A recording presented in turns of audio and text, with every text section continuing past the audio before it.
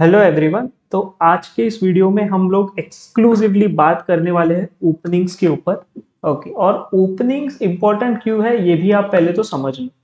जब भी आप कोई गेम खेलते हो, मान लो आप रैपिड खेलते हो, क्लासिकल, ब्लिट्ज, बुलेट, कोई भी फॉर्मेट का गेम खेलते हो, हमारे पास एक प्रिपरेशन होना चाहिए कि स्टार्टिंग में हम लोग ऐसा क्या खेले कि जो हमारे लायक पोजीशन आ जाए। मतलब कुछ तरह के पोजीशंस ऐसे होते हैं जिसमें हम लोग बहुत कंफर्टेबल होते हैं। वो सबके लिए अलग अलग हो सकते हैं। जैसे मैं मेरी बात करूँ तो जिसमें थोड़े से कम टैक्टिक्स है, ऐसे पोजीशंस मेरे लिए थोड़े ज़्यादा कंफर्टेबल होते हैं। कोई लोग ऐसे होते हैं जिनके लिए थोड़ा सेक्रीफाइस करो, टैक्टिक्स खेलो और लाइक स्ट्रक्चर डिस्ट्रॉय करो, अटैक करो, उस तरह के पोजीशंस कंफर्टेबल है। किसी को डिफेंस करके पहले डेवलप करना पसंद है। तो इस तरीके से हर एक की अपनी अपनी चॉइस होती है। तो जैसा भी आपका ओपनिंग स्टाइल ऑफ प्ले है, तो उसके लिए आपके पास कुछ ना कुछ ओपनिंग्स रहना जरूरी है। इस वीडियो में मैं आपको मेन ओपनिंग के कंसेप्ट्स बताऊंगा। कुछ हम ओपनिंग से रिलेटेड ट्रैप्स भी डिस्कस करने वाले हैं। प्लस जो बहुत ही कॉमन खेली जाने वाली ओपनिंग्स है, उसके हम लोग बेसिक आइडियाज भी डिस्कस करेंगे। ठीक है। तो सबसे पहले तो मैं स्टार्ट करता हूँ कि ओपनिंग प्रिंसिपल्स के साथ। तो अभी ओपनिंग प्रिंसिपल्स का आप मतलब समझो। अगर लाइक फॉर एग्जांपल आप मान लो कि आप अगर कोई ऐसा ओपनिंग खेलते, आपका ओपोनेंट कोई ऐसा ओपनिंग खेलता है कि जिसके बारे में आपको नहीं पता, कि जिसके आपको बुक मूव्स नहीं पता कि इसमें एग्जैक्टली exactly करना क्या है, तब आप क्या करोगे? तब आपको स्ट्रेटेजी वाइज खेलना है। स्ट्रेटेजी वाइज आप कैसे खेलोगे? सबसे पहले ये चार स्क्वायर जो है वो होते हैं सेंटर, चेस बोर्ड के सेंटर। तो यहाँ आपको क्या करना है, यहाँ आपको कंट्रोल करने की कोशिश करनी है। कैसे कर सकते हैं? आप में से बहुत से लोग, मुझे पता है, खेलते हैं मूव पॉन टू E4। ये एक बहुत ही कॉमन ओपनिंग है। मैं पर्सनली खुद वैसे D4 खेलता हूँ। ओके, बट E4 बहुत कॉमन ओपनिंग, बहुत लोग खेलते हैं। ग्रैंड मास्टर्स के लेवल पे भी सबसे कॉमन ओपनिंग E4 ही देखा गया है। ओके, तो E4 क्या कर रहा है? सेंटर के इस स्क्वायर पर और इस स्क्वायर पर प्रेशर लेकर उसको ऑक्यूपाई करने की कोशिश कर रहा है। ठीक है। तो इस तरह से जब आप सेंटर पर कंट्रोल करने की कोशिश करते हो, तो वो ऑलरेडी आपके लिए एक अच्छी चीज होती है। तो स्टार्टिंग में तो मैं बस इक्वल इक्वल मूव्स खेलकर आपको कंसेप्ट पहले बता देता हूँ। तो जनरली आपको स्टार्टिंग में एक पॉन सेंटर में खेलना जरूरी है। एक ही खेलिए, दोनों खेलने की जरूरत नहीं है। एक खेलिए। उसके बाद आप ट्राई करिए कि आपके दोनों नाइट्स, ठीक है, दोनों नाइट्स बाहर आने चाहिए, और दोनों बिशप्स भी। तो जैसे ये बिशप मैं यहाँ रख देता हूँ, ओपोनेंट के लिए भी मैं कहीं भी रख रहा हूँ, बस मैं आपको कंसेप्ट बताना चाहता हूँ। अभी ये बिशप के लिए आप देख सकते हो कि पॉन पुश करना जरूरी है। ये बिशप यहाँ से बाहर आ सकता है। तो इस तरीके से बिशप को बाहर निकालना है। अगर आप एक स्टेप भी निकालते हो तो वो भी डेवलपमेंट में कंसिडर होता है। तो आप एक स्टेप तो भी खेलो, लेकिन खेलो। तो यहाँ हमने क्या किया? एक सेंटर पॉन खेला, हमने हमारे दोनों नाइट्स और दोनों बिशप्स को बाहर निकाला, और फिर हमको कैसलिंग करना इंपॉर्टेंट है। तो यहाँ जैसे हमने कर लिया कैसलिंग। ठीक है। अभी मैंने आपको सेंटर पॉन, दो नाइट्स, दो बिशप, कैसलिंग इस तरीके से बताया। लेकिन आप डेफिनेटली ये सीक्वेंस को चेंज कर सकते हो। कोई एक नाइट एक बिशप खेलते हैं, फिर सेकेंड नाइट सेकेंड बिशप खेलते हैं। कोई लोग एक नाइट एक बिशप खेलकर कैसलिंग पहले कर लेते हैं, फिर सेकेंड नाइट सेकेंड बिशप, इस तरीके से खेलते हैं। तो ये आप ओपनिंग सीक्वेंस अपने हिसाब से सेट कर सकते हो, उसमें कोई प्रॉब्लम नहीं है। लेकिन मैं तो ऐसा आपको बताता हूँ कि फर्स्ट 10 मूव्स में ट्राई करो कि आपका कैसलिंग होना चाहिए, और एटलीस्ट 3 माइनर पीसेस।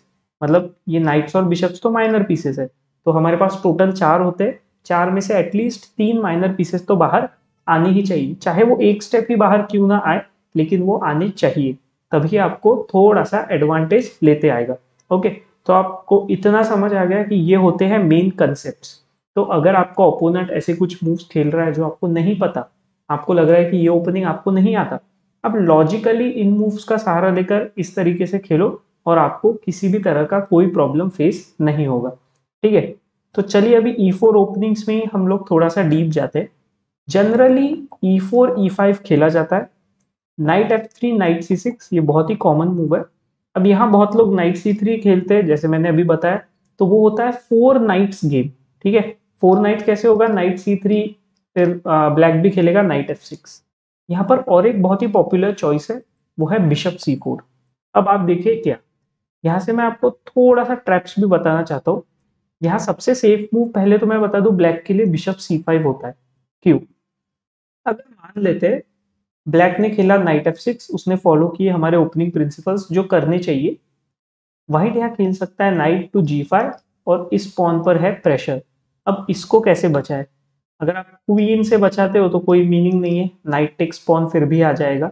ओके, और आप क्वीन टेक्स मारते हो तो आपका ही क्वीन चला जाएगा, तो इस तरीके से बचेगा नहीं।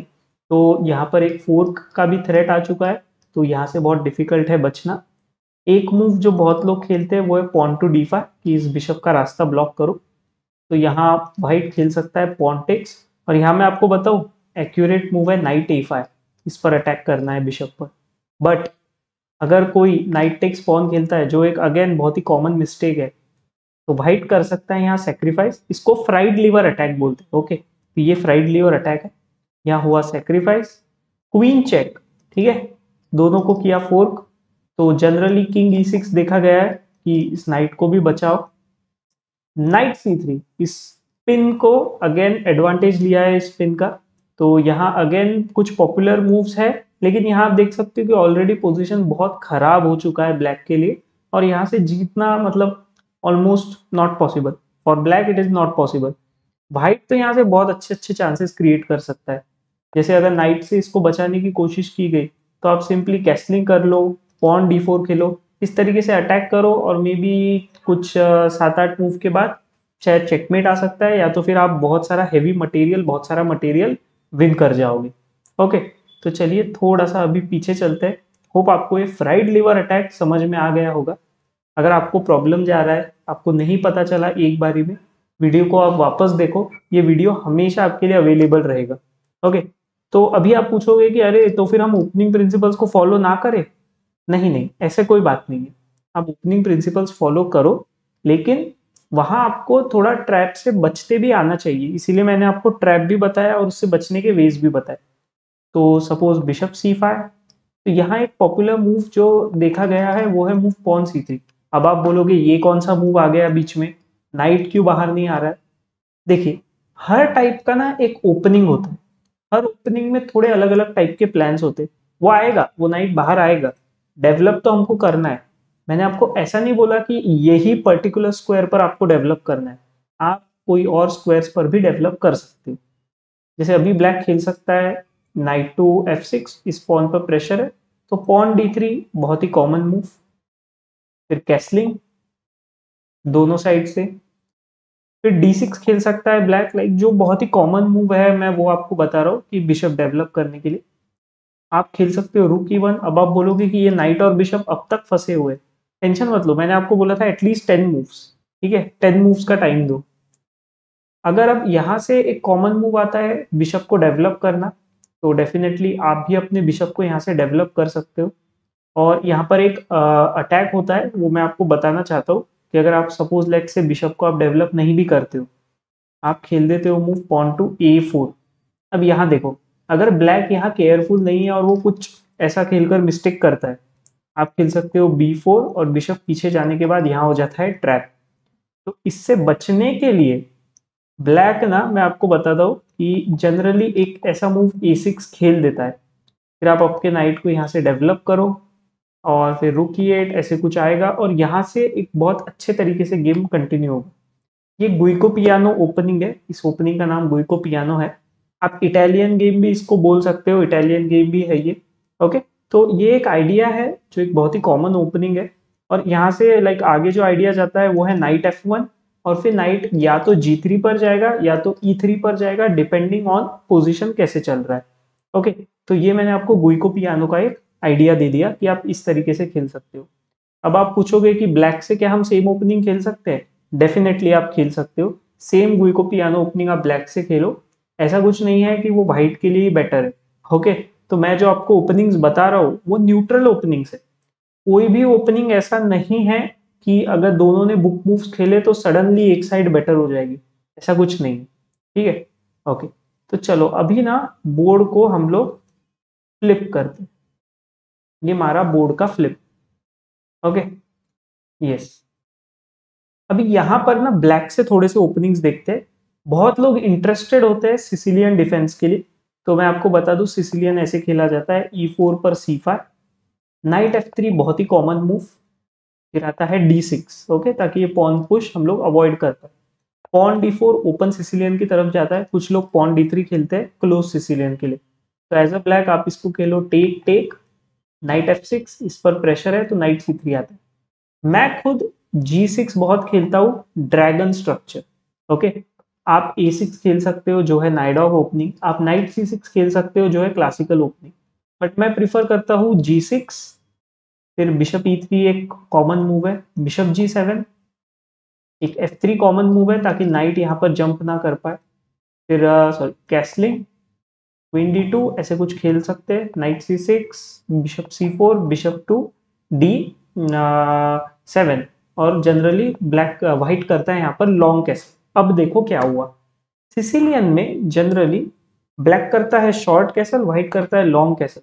तो व्हाइट इन पॉन्स के थ्रू अटैक करेगा और ब्लैक इन पॉन्स के थ्रू, और फिर रुक को यहाँ रखकर इस तरीके से अटैक करेगा, ठीक है।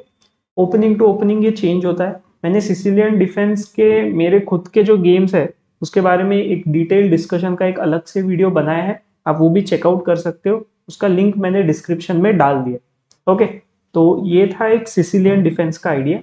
अभी बहुत लोगों को प्रॉब्लम आता है कि पॉन टू D4 के अगेंस्ट क्या खेला जाए। आप खेलो simple move pawn to D5, फिर आता है C4 जो है क्वींस गैम्बिट, E6 इसको मारो मत, ठीक है, आपका एक सेंटर पॉन चला जाएगा और E3 के बाद ना बिशप उसको रिकवर कर सकता है इजीली। फिर night C3, night F6, bishop अगर आपको पिन करता है तो आप बिशप से उसको अनपिन करो, आप पिन करने मत जाओ, उसका मैं आपको रीजन भी बताता हूँ। अगर आप पिन करते हो तो क्वीन A4 चेक फोर्क आता है, फिर आपको नाइट C6 खेलना कंपलसरी है। आप बोलोगे कंपलसरी है तो क्या हुआ, ये तो एक अच्छा मूव है ना, डेवलपिंग मूव है नाइट का, बराबर है डेवलपिंग है, लेकिन D4 वाले गेम्स में ना हमको ये वाला नाइट C6 पर नहीं चाहिए, ठीक है। फिर वो कहाँ चाहिए, अभी हम इसको थोड़ा सा मैं पीछे लेता हूँ, बिशप E7 खेलता हूँ, ठीक है, आपको समझ जाएगा कि मुझे नाइट किधर चाहिए। पॉन टू E3, ब्लैक ने किया कैसल, व्हाइट ने खेला नाइट टू F3। अब आप पूछोगे कि ये पॉन कोई मार क्यों नहीं रहा है, ओके। तो व्हाइट चाहता है कि ब्लैक इस पॉन को मारे और इस तरीके से सेंटर में ज्यादा व्हाइट का कंट्रोल हो, और उसके ही ऑपोजिट एज अ ब्लैक मैं चाहूंगा कि वो व्हाइट इसको मारे और फिर मैं इस पॉन को खेलकर एक पॉन सेंटर में रख पाऊँ, या फिर जनरली ऐसा देखा गया है कि अगर ये बिशप मूव होता है तब ब्लैक इस पॉन को मार सकता है। जैसे मैंने खेला नाइट D7, मुझे अब नाइट यहाँ D7 पर चाहिए, उसका मैं आपको रीजन भी बताने वाला हूँ। सपोज व्हाइट ने बिशप खेला तो पॉन टेक, बिशप टेक्स, यहाँ व्हाइट का एक एक्स्ट्रा मूव वेस्ट हुआ, और आप देख सकते हो ब्लैक ने ऑलरेडी कैसलिंग किया है तो व्हाइट को इतना कोई प्रॉब्लम नहीं होगा, ओके। तो जनरली यहाँ पर जैसे नाइट D7 एक कॉमन मूव है, क्वीन C2 खेलता है white, pawn to B6 plan है बिशप A6 का, तो अभी पॉन टेक्स करना इंपॉर्टेंट है व्हाइट के लिए, वरना बिशप A6 आया तो कैसलिंग ही चला जाएगा। तो पॉन टेक्स, अभी bishop D3, bishop B7 castle, और पॉन टू C5, ये मूव पॉन टू C5, इसके लिए मैं कह रहा था कि नाइट को C6 पर नहीं आना चाहिए, ओके। क्योंकि क्या होता है, कोई भी D4 ओपनिंग आप ले लो, ये तो क्वींस गैम्बिट डिक्लाइंड है, बहुत ही पॉपुलर ओपनिंग, लेकिन आप इसके अलावा कोई भी D4 ओपनिंग ले लो, ये वाली या कोई भी, C5 एक बहुत ही इंपॉर्टेंट पॉन ब्रेक है।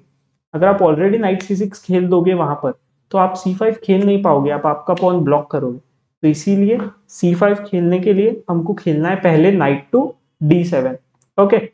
चलो अभी ना मैं आपको क्वींस गैम्बिट डिक्लाइन में ही ट्रैप बताता हूँ व्हाइट के साइड से।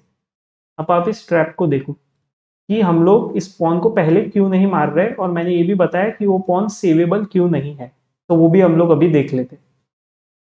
Pawn D4, pawn D5, C4, यहाँ अगर ब्लैक ने इसको मारा तो क्या होगा, पॉन E3, इस पर प्रेशर है। अभी आप कहोगे कि ऐसे तो पॉन बच जाएगा ना, नहीं, A4, इस पर प्रेशर। अभी अगर A6 खेला तो पॉन टेक्स के बाद व्हाइट इस ब्लैक रुक को मार देगा, तो आप बोलोगे कि ठीक है A6 नहीं तो C6 खेलते हैं, अभी भी नहीं।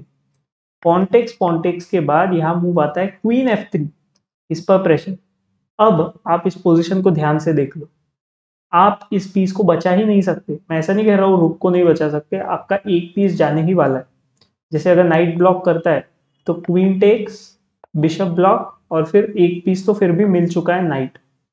अगर बिशप ब्लॉक करता है तो क्वीन टेक्स बिशप, नाइट यहाँ, और अभी तो यहाँ पीस प्लस पॉन, ऐसे दो चीजें मिल रही है। और ये रुक ऑलरेडी ओपन, ये bishop ready to take, knight आ जाएगा, नाइट यहाँ डेवलप होगा और कैसलिंग होगी। तो व्हाइट के लिए बहुत ही सिंपल स्मूथ गेम है और ऑलरेडी एक पीस एक्स्ट्रा। ठीक है, तो इस वजह से मैंने कहा था कि वो पॉन टेक्स करना इतना आसान भी नहीं है और इतना अच्छा भी नहीं है, तो नहीं करना चाहिए ब्लैक ने पॉन टेक्स। ठीक है, तो आई थिंक होप आपको ये वीडियो पसंद आया होगा। इन ट्रैप्स को, इन कंसेप्ट को आप वापस वापस देखो, आपको और अच्छे से समझ आएगा। ठीक है, तो प्लीज़ इस वीडियो को आप लाइक भी कर दो और चैनल को सब्सक्राइब कर दो। मैं ऐसे ही वीडियोस आपके लिए और बनाता रहूँगा।